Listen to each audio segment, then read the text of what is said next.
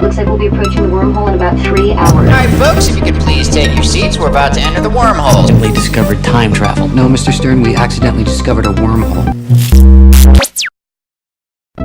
Here's a question. What is a wormhole? Though they may only exist theoretically, chances are you've seen one. The sci-fi genre film loves them, and not only are they a way of cheating cinema time, but they also provide possibilities into real time travel. Basically, a wormhole is a tunnel through space and time. Space-time, per se, is like a piece of stretchy fabric. For example, this tennis ball will weigh down and curve the fabric, which will eventually form a dent. To turn this dent into a hole, you need something heavy, really heavy, like a black hole. A black hole forming a dent in space-time could funnel through towards another black hole doing a similar thing, meeting in the middle, connecting 2 points in the universe. A tunnel can then form between these 2 points. This is the wormhole. You could enter this wormhole with your spaceship and magically cross into a different point in space, billions of light years away, in a different universe, or even a different point in time. Essentially, a wormhole is a shortcut through the fabric of space and time.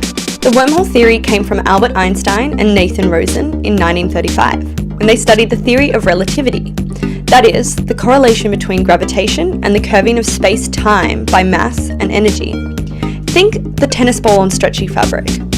Considering this, the pair discovered the theoretical possibility of a hole through the space-time continuum. Wormholes made in this way are known as Schwarzschild wormholes, and the ones most common in popular culture. Einstein and Rosen hypothesized the possibility of this eternal black hole, one that, if open for long enough, could be flown into by a spaceship and used for transportation. Like when a worm chews its way from one side of an apple to another, forming a tunnel. This analogy was first devised by physicist John A. Wheeler in 1957. He's also the guy who disagreed with the Schwarzschild wormhole. Wheeler discovered that the walls of a tunnel created in this way would attract to one another from the huge amount of gravitational forces at work, collapsing the passage and meaning if a wormhole did exist, it would only be minuscule in size.